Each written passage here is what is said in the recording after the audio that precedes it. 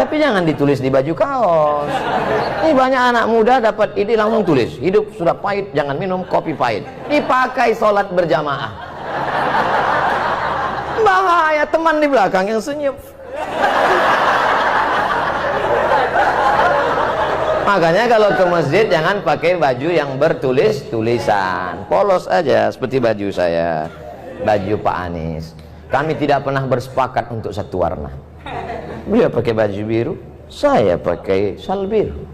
Memang ternyata orang kalau sehati itu memang. Saudara yang dimuliakan Allah Subhanahu wa taala, apa kelebihan masjid ini? Namanya punya kelebihan. Perjuangannya. Maka setiap orang yang sholat di sini mengambil prinsip perjuangan itu. Sedang perempuan saja tidak mau menyerah kepada Belanda, apalagi laki-laki. Kamu laki-laki apa perempuan? Gitu kalau jawab. Sekarang banyak juga laki-laki ini ketika tanya, kalau laki-laki apa perempuan? Nah, Eka sebenarnya perempuan, terjebak di tubuh laki-laki. Kalau ada yang model-model begini, serahkan ke Pak Komjen Pol, serahkan ke Pak Polisi supaya dilatih dia gerak jalan. Memang awal-awalnya dia dilatih, dia karate biar bangkit semangat jantannya. Suruh dia lari, mungkin larinya, tapi kalau udah diikatkan di situ daging, suruh kejar anjing herder, insya Allah hilang bencongnya. Saudara yang dimuliakan Allah Subhanahu wa taala, kenapa dengan Masjid Chunyadin? Ternyata masjid ini kecil tapi perjuangannya luar biasa. Disebutkan oleh Pak Gubernur tadi, kanan jalan, kiri jalan, depan jalan, belakang jalan.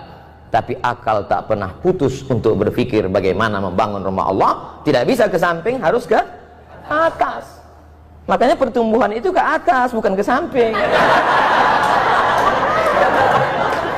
Ke atas, tidak pernah putus asa. Ibu-ibu tadi semua di bawah, mohon maaf Bapak Gubernur, Bapak Komjen Pol, ketika saya naik tadi agak terlambat di atas. Pak Gubernur minta saya duluan, saya bilang Pak Gubernur duluan.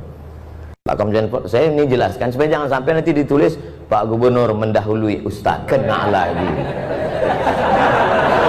Pak Gubernur tadi mau saya duluan, saya bilang Bapak duluan. Kemudian Pak Komjen Pol, saya bilang Pak Safrudin duluan. Kenapa Ustaz belakangan? Saya masih mau menase kepada ibu-ibu, ibu-ibu semua. Mereka di bawah menyaksikan kita dengan layar. Pak pengurus masjid, di bawah ada layar, mereka bisa lihat kita. Alhamdulillah. Ibu-ibu yang di bawah jangan berkecil hati, karena saya ini lebih bagus di layar daripada aslinya. Al-Mukarram Ustadz, guru-guru kita tak dapat disebut satu persatu, tapi insya Allah semuanya masuk ke dalam surga Allah. Apa kehebatan masjid ini? Ternyata setiap hari Jumat ada program makan gratis. Mudah-mudahan setelah diumumkan ini Jumat nanti semakin banyak yang nyumbang, bukan semakin banyak yang datang bawa perut kosong. Saya dulu pernah 2 semester di UKM, University Kebangsaan Malaysia Selangor, tidak selesai karena saya dapat beasiswa ke Maroko. Lalu saya tinggalkan 2 semester di UKM. Kemarin saya pergi ke UKM, Ustaz Somad berapa lama di UKM? Saya bilang 2 semester. Ustaz kami angkat jadi alumni. Loh, saya nggak tamat, saya bilang. Peraturan baru 4 hari saja belajar sudah yang alumni. Jadi saya sekarang dianggap sebagai alumni UKM Selangor, University Kebangsaan Malaysia. Banyak yang membahagiakan saya. Apa yang mau saya ceritakan tadi? Di masjid UKM itu setiap hari Jumat, dulu waktu kami kuliah, saya paling cepat datang ke masjid. Kenapa? Karena kalau kita datang zuhur jam 12.30 baru azan, jam 12 itu ada semangka, ada pisang. Jadi ternyata memotivasi mahasiswa yang memang sulit uang belanja waktu itu. Awal-awalnya itu pemanis, tapi kata pepatah orang Melayu, Allah bisa karena biasa. Pancingan anak-anak muda, mungkin awalnya dia niatnya tidak untuk sholat Jumat. Kau datang kemari kenapa? Lapar mau makan siang. Itulah makna dakwah. Coba lihat bahasa Arab. Da'a ya'du'u da'watan. Dakwah artinya ad-da'watu ila ta'am, ngajak makan. Asal muasal kata dakwah itu ngajak makan. Makanya dulu para habaib di Jakarta ini, Al-Haddad, As-Sagab, bin Syihab, Barakbah, mereka itu kenapa majelis maulidnya ramai? Karena ada makan. Motong kambing sampai 10-20 ekor. Itu awalnya dulu. Kiai-kiai di Jawa itu tanam padi luas, maka kalau santri-santri datang dikasih makan. Ini belum jelas nih, habisnya ada makan apa enggak?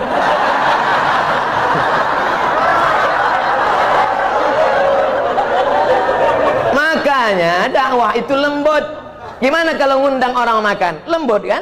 Bapak, nanti silakan datang ke rumah ya, insya Allah ada makan. Dan setelah sampai ada makanan terhidang, nyuruhnya juga lembut. Silakan makan, lembut kan? Kira-kira ada nggak orang nyuruh makan? Mana ada? Itulah asal muasal dakwah. Jadi dakwah dalam Islam itu, apa kata Nabi? Maukah kamu aku tunjukkan suatu amal, kalau kamu lakukan kamu akan berkasih sayang. Apa dia? Afsyus salam, tebarkan salam.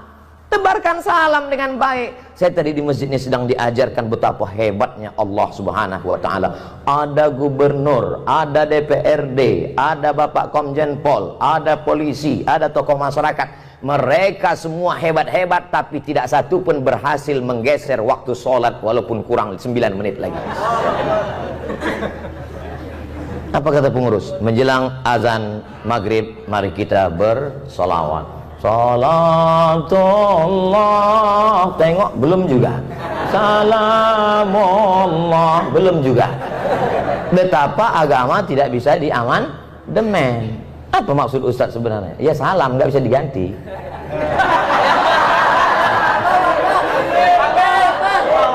Kadang orang sulit nangkap isi ceramah saya. Memang gitu kalau orang cerdas ngomong, payah. Saudara yang dimuliakan Allah Subhanahu wa taala, maka yang bisa kita robah itu bukan waktu sholat, bukan sesuatu yang sudah baku, tapi yang kita robah adalah yang berada bunga-bunganya, hiasan-hiasannya. Yang sebelumnya di masjid cuman ada datang sholat, datang ada makanan. Tirulah Masjid Cut Nyadin. Hai saudaraku pengurus-pengurus masjid dimanapun berada, jangan bangga dengan uang kas masjid begitu banyak. Sebelum khotib naik mimbar, mari kita dengarkan dulu pengumuman dari ketua masjid. Alhamdulillah, masjid kita saat ini ada uang kas 200 juta. Bangga. Uang siapa? Bukan itu kebanggaan masjid. Perhatikan karpetnya, perhatikan tangganya, perhatikan suara. Saya semangat ceramah ini, kenapa? Suara mikrofon menggelegar. Kadang kita mau ceramah ini baru awalnya udah putus-putus. Asal mari nur. Tapi alhamdulillah tabarakallah, bangga.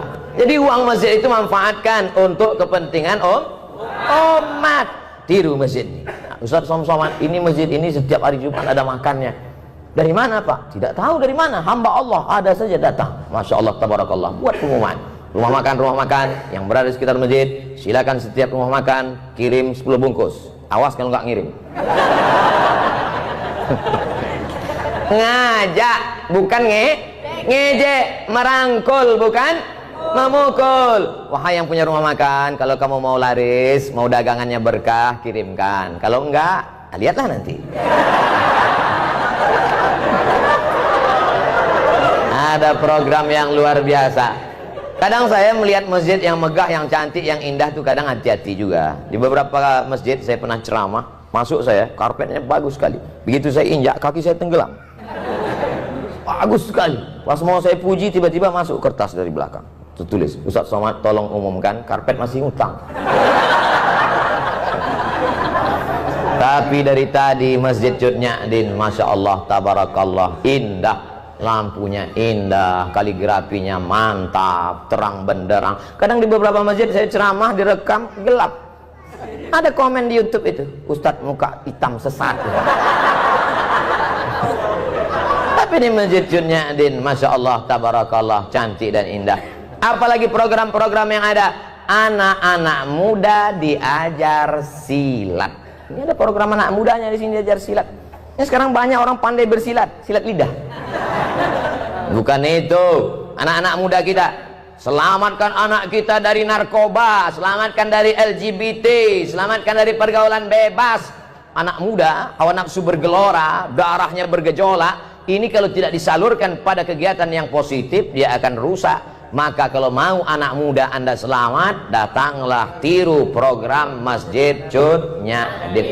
Hai seluruh pengurus-pengurus masjid di seluruh Indonesia, Malaysia, Brunei Darussalam, Thailand, Patani Selatan, Moro, Filipina. Ustaz kok pede kali ngomong, loh ini kan akan diupload, jangan lupa subscribe, like, and share.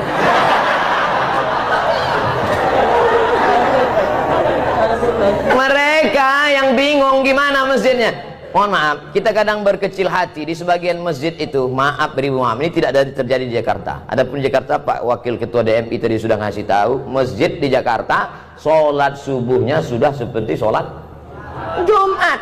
Kalau sudah sholat subuh seperti sholat Jumat, tak lama lagi Palestina akan merdeka. Dulu Palestina dibebaskan oleh Umar bin Khattab, Arab Quraisy.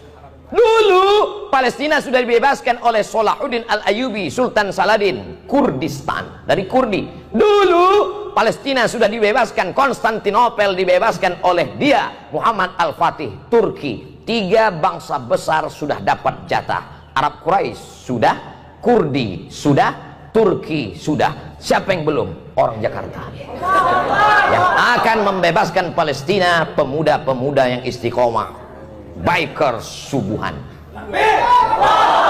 Tulis berikut ini pemasangan jaket kepada Ustadz Abdul Somad dari bikers subuhan. Pakai begitu, habis pakai foto-foto, selesai itu saya pun naik lah jam 5 subuh ke masjid. Habis itu masuk angin. Selesai dari masjid langsung ketuanya datang. Mohon maaf Pak Ustadz, ya itu tolong jaketnya dibuka lagi. Pokoknya untuk foto aja. Enggak apa-apa, tapi kita tetap bangga. Kenapa? Yang ke masjid adalah anak-anakmu. Oh, enggak, itu di Jakarta, di tempat lain menyedihkan. Yang ke masjid ini yang udah ya diintai-intai malaikat maut. Mengingat mati. Masjid kita Masya Allah tabarakallah tuh anak-anak muda berdiri. Anak muda. Gimana anak muda ini bisa berdiri? Nggak dapat tempat. Masjid aja nggak bisa masuk, apalagi di sorga.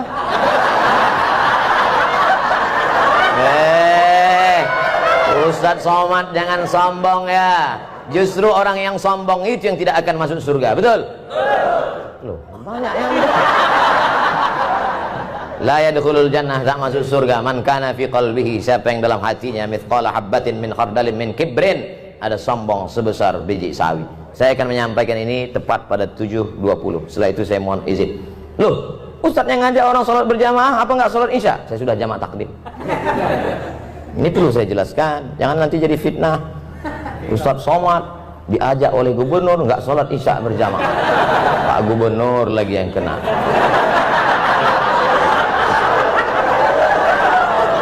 Saya mohon maaf Pak Gubernur, saya nggak bisa membela di sosmed karena saya pun babak belur juga.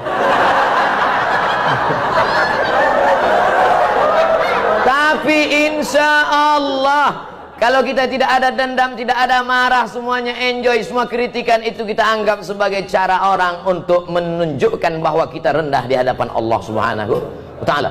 Saya kemana-mana kalau di Jakarta salaman, cium tangan. Orang Jakarta kalau di Sumatera cium sekali. Jakarta kalau di Riau, di tempat saya di Medan cium sekali. Jakarta cium auto reverse. Tuk tuk tuk tuk. Baju dicari. Luar biasa sambutan orang Jakarta. Disambut, diberi kursi ceramah letak tinggi. Di sini aja saya ceramah berdiri.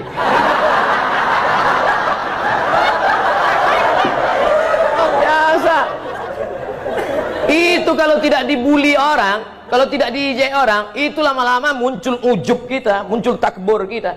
Dipanggil Al-Mukarram, Al-Ustadz, Sahibul Fadilah, Profesor, Doktor, Abdul Somad, LCM. Lobang hidung hampir sebesar terowongan Mina. Tapi begitu kita dibully, diejek orang baru sadar. Di situ dia panggil aja, hei Somad, hei Tomat, hei kurus kering krempeng gitu. Dulu awal-awalnya saya termasuk orang emosi juga. Begitu dia bully sekali, saya lapor ke Polda. Lapor Polda panggil. Saya datang, 2 kali saya datang ke kejaksaan. Sudah saya duduk, mana dia Pak yang bully saya kemarin? Mencret. Sejak itu saya nggak mau lapor lagi. Ternyata yang di internet bully itu pengecut-pengecut semua.